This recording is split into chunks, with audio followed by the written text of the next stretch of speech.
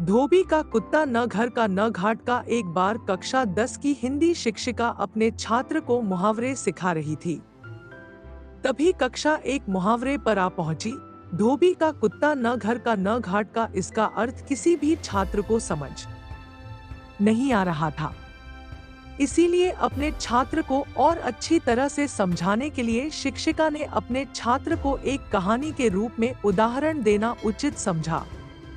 उन्होंने अपने छात्र को कहानी कहना शुरू किया। कई साल पहले सज्जनपुर नामक नगर में राजू नाम का लड़का रहता था। वह एक बहुत ही अच्छा क्रिकेटर था। वह इतना अच्छा खिलाड़ी था कि उसमें भारतीय क्रिकेट टीम में होने की क्षमता थी। वह क्रिकेट तो खेलता पर उसे दूसरों के कामों में दखल अंदाजी करना बहुत पसंद था। उसका मन दृढ़ नहीं था, जो दूसरे लोग करते थे वह वही करता था। यह देखकर उसकी माँ ने उसे समझाने की बहुत कोशिश की कि यह आदत उसे जीवन में कितनी भारी पड़ सकती है, पर वह नहीं समझा।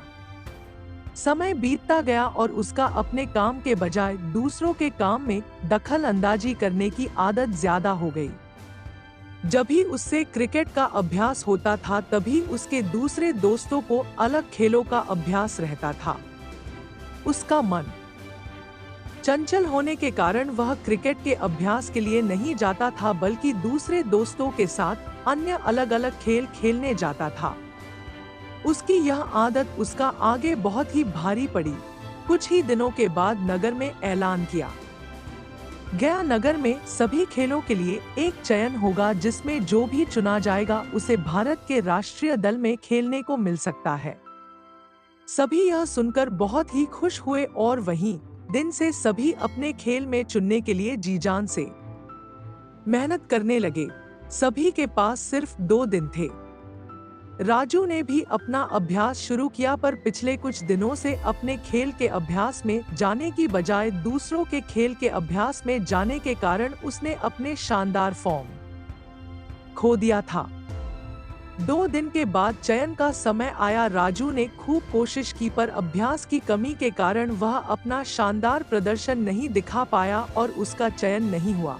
वह दूसरे खेलों में भी चयन न हुआ, क्योंकि वे सब खेल उसे सिर्फ थोड़ा आते थे और किसी भी खेल में वह माहिर नहीं था, जिसके कारण वह कोई भी खेल में चयन नहीं हुआ और उसके जो सभी दूसरे दोस्त थे उनका कोई ना कोई खेल में चयन हो गया, क्योंकि वे दिन रात मेहनत करते थे। अंत में राजू को अपने सिर पर हाथ रखकर बैठना पड़ा और वह धोबी के कुत्ते की तरह बन गया, जो न घर का होता है न घाट का। इसी तरह इस कहानी के माध्यम से सभी बच्चों को इस मुहावरे का मतलब पता चल गया। शिक्षिका को अपने छात्रों को एक ही संदेश पहुंचाना था कि वे जीवन में जो कुछ भी करे सिर्फ उसी में ध्यान दे और दूसरों से विचलित न हो, वरना वह धोबी के कुत्ते की तरह बन जाएंगे, जो न घर का न घाट का होता है। दोस्तों, कहानी आपको कैसी लगी अपना राय जरूर दें। कमेंट। सिंह और सियार। वर्षों पहले हिमालय की किसी कंदरा में एक बलिष्ठ शेर रहा करता था। एक दिन वह एक भैंसे का शिकार और भक्षण कर अपनी गुफा को लौट रहा था।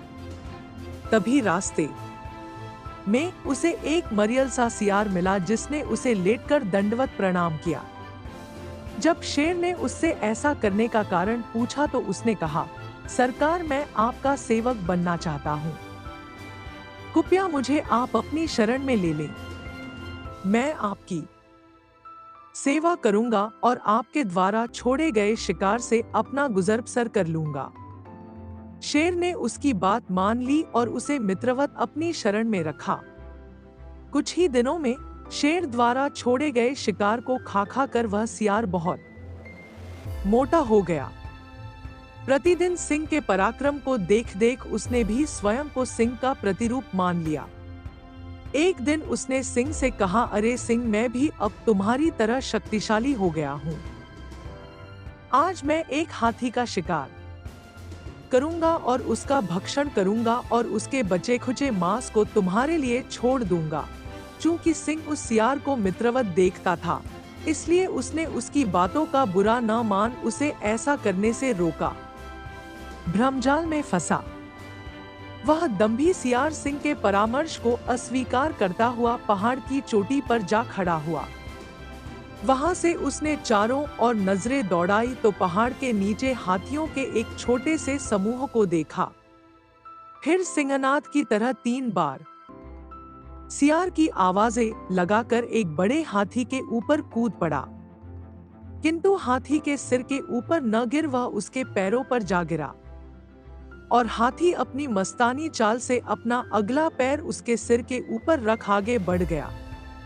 क्षण भर में सियार का सिर चकनाचूर हो गया और उसके प्राण पखेरु उड़ गए।